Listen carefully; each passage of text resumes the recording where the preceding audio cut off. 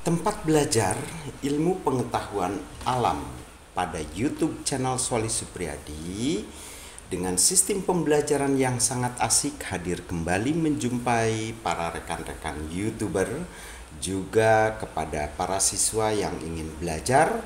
Untuk pembelajaran ilmu pengetahuan alam, kami memberikan pembelajaran yang sangat asik untuk para siswa-siswi SMP.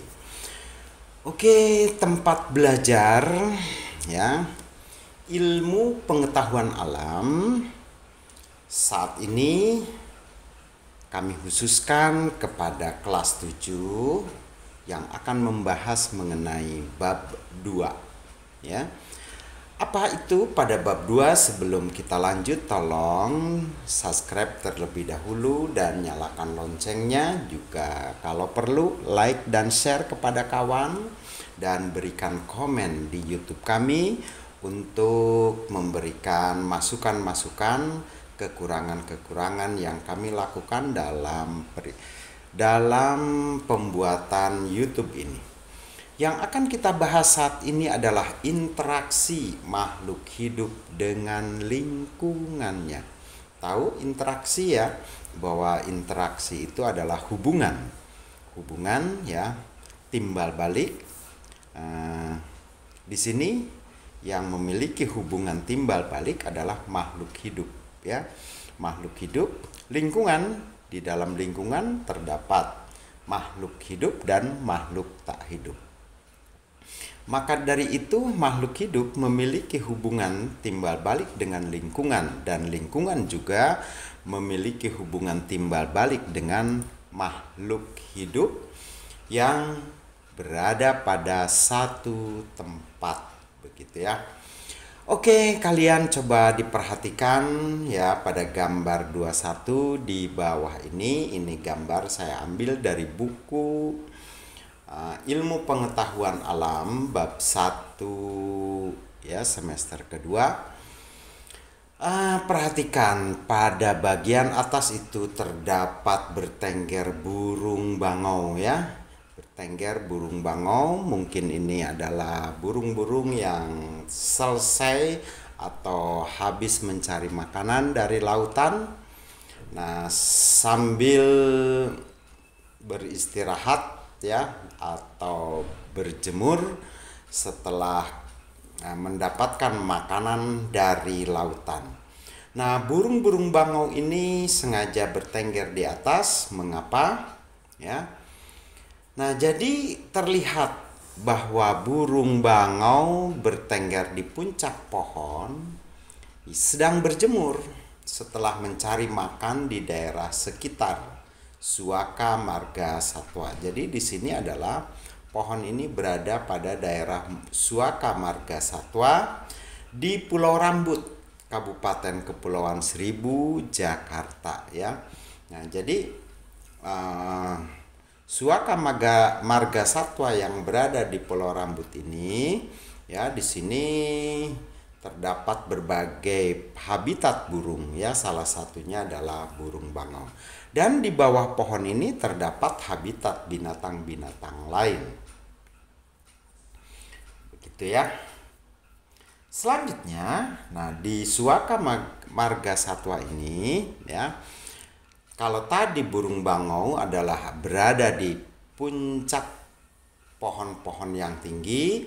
Nah, sekarang ada terlihat seekor biawak sedang mengendap mencari mangsa di tempat yang sama dengan burung bangau. Tetapi ya, bahwa biawak ini berada di bawah pohon.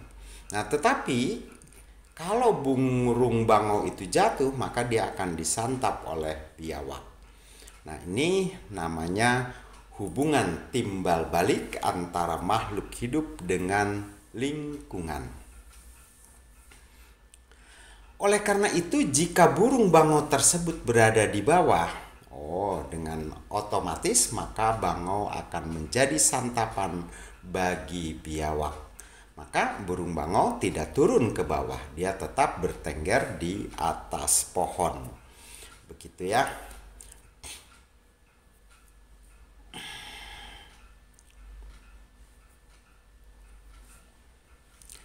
Peristiwa seperti ini sering terjadi di semua tempat, bahwa sesama makhluk hidup itu saling berinteraksi, saling membutuhkan. Perhatikan pada gambar ya, mungkin kalian belum jelas. Gambar ini kurang begitu jelas ya. Di sini kita perhatikan ada beberapa jenis binatang dan makhluk hidup lainnya, yaitu pepohonan dan lingkungan sebagai habitat, juga ekosistem di sini ya. Di sini ada laba-laba. Ternyata laba-laba itu ya bisa dimakan oleh kodok, juga bisa dimakan oleh burung, juga bisa dimakan oleh binatang lain ya begitu. Nah, tetapi laba-laba juga bisa memakan serangga ya. Nah, ini adalah hubungan ya. Hubungan saling membutuhkan dalam satu lingkungan begitu ya. Jadi saling keterkaitan satu sama lain di antara sesama makhluk hidup. Juga terjadi hubungan interaksi ya. Pada bab 2 ini kamu akan mempelajari interaksi makhluk hidup dengan lingkungannya. Bagaimana sih hubungan interaksi antara makhluk hidup dengan lingkungannya? Perhatikan gambar, di situ bertengger burung jalak ya. Burung jalak yang bertengger di atas seekor kerbau. Di sini ada hubungan saling menguntungkan antara burung jalak dan kerbau. Kenapa? Kerbau tidak merasa terganggu oleh burung jalak ya. Tetapi burung jalak juga mendapat keuntungan dari bertenggernya di atas kerbau. Kenapa? Karena pada tubuh kerbau terdapat kutu-kutu yang bisa dimakan oleh burung jalak. Burung kerbau mendapat keuntungan karena kutu-kutunya dimakan oleh burung jalak. Jadi di sini saling menguntungkan ya. Nah, ini namanya hubungan interaksi antara sesama makhluk hidup. Begitu ya. Selanjutnya, untuk memahami bab ini dengan baik, coba pahami lebih dahulu mengenai lingkungan dan melakukan pengamatan terhadap lingkungan. Kamu bisa mengamati ya suatu lingkungan atau tempat kamu tinggal. Coba perhatikan di tempat kamu tinggal ada apa aja ya. Atau yang paling kecil di rumahmu. Apakah di rumahmu hanya hidup manusia saja? Kamu yakini bahwa di rumahmu itu terdapat beberapa makhluk hidup ya. Ada tikus ya, ada kecoa, ada nyamuk, ada cecak. Nah, itu dalam satu tempat rumahmu terdapat beberapa makhluk hidup. Nah, di rumahmu juga terdapat benda-benda mati seperti tembok, kursi, meja, dan lain sebagainya, merupakan tempat kehidupan para makhluk hidup lain, termasuk kita sebagai penghuni rumah. Jadi kita cobalah mengamati yang terkecil dulu, lingkungan terkecil yaitu rumah kita ya.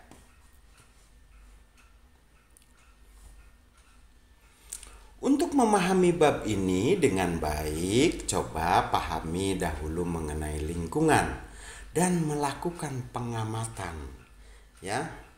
Jadi pengamatan apa? Contoh pada gambar ini bisa kamu amati ya. Ada apa saja pada gambar ini bisa kamu perkirakan. Selain pepohonan, ada rumput. Mungkinkah di pepohonan ini ada makhluk lain? Dimungkinkan ada ya, seperti burung, ulat, serangga. Di bawahnya pastilah ada makhluk-makhluk lain. Nah, makhluk-makhluk ini ya yang terdapat pada gambar ini pasti saling berhubungan, saling saling memiliki keuntungan atau saling memiliki memberikan kerugiannya, tetapi yang jelas adalah saling ketergantungan. Selanjutnya, apa sih yang dimaksud dengan lingkungan?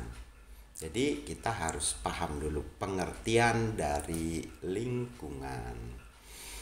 Nah, inilah lingkungan, salah satunya adalah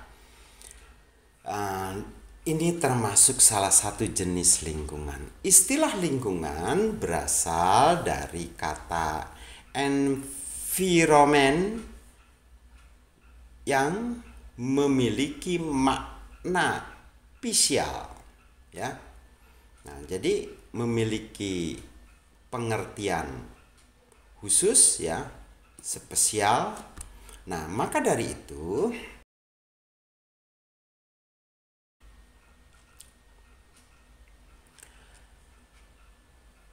di dalam lingkungan, ya, ada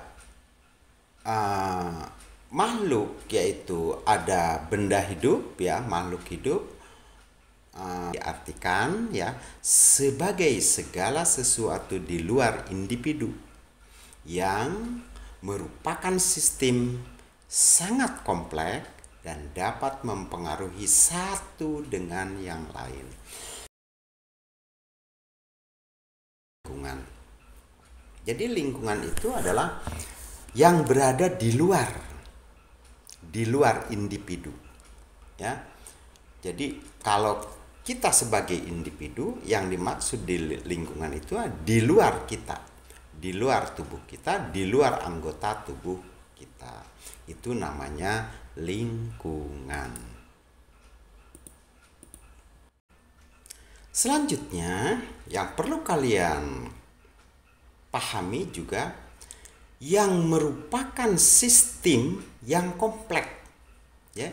Jadi di luar individu kita, nah lingkungan itu berada di luar tubuh kita dengan memiliki sistem yang kompleks dan dapat mempengaruhi satu dengan yang lainnya. Pengertian saling mempengaruhi ini atau dapat mempengaruhi bahwa di dalam lingkungan itu setiap individu yang berada pada lingkungan itu saling mempengaruhi, ya, saling mempengaruhi. Pengertian saling mempengaruhi di sini bahwa makhluk hidup, pengertian saling mempengaruhi di sini bahwa makhluk hidup dengan benda mati atau abiotik itu saling ketergantungan. Makhluk hidup memerlukan benda mati juga secara tidak langsung memerlukan adanya makhluk hidup.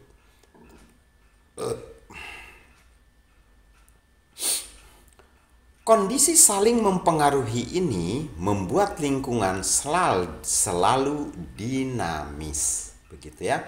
Jadi kalau lingkungan, ya, di suatu lingkungan penghuninya itu, ya, atau makhluk hidup yang berada pada lingkungan itu akan mempengaruhi lingkungan sehingga lingkungan itu terlihat hidup, dinamis, ya, dinamis dan ketergantungannya itu sangat dibutuhkan.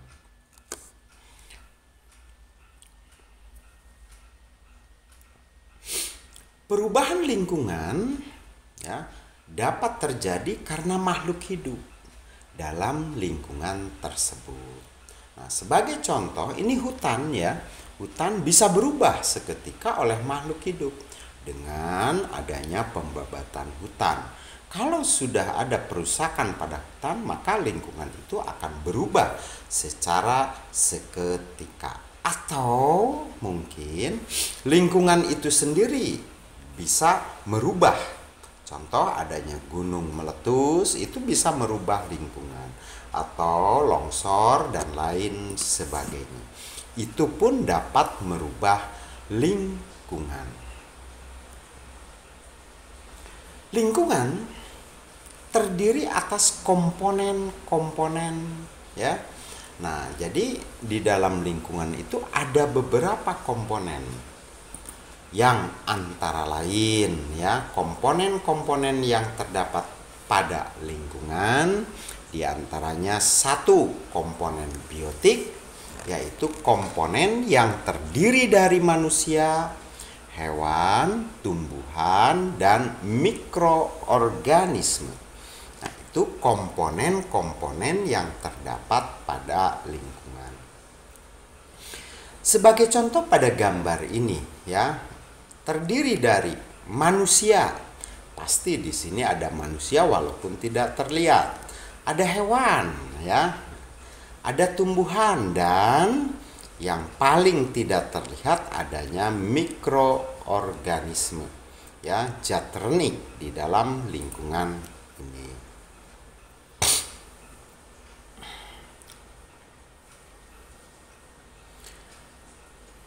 Hal-hal yang ada di lingkungan, ya, antara lain yang perlu kalian ketahui pula. Nah, tempat manusia tinggal atau tempat binatang tinggal yang disebut adalah habitat. Dalam suatu habitat terdiri atas makhluk hidup dan, ya, makhluk hidup atau biotik dan makhluk tak hidup atau abiotik. Jadi habitat ini merupakan suatu tempat makhluk hidup yang di dalamnya, ya, itu ada makhluk hidup dan makhluk tak hidup.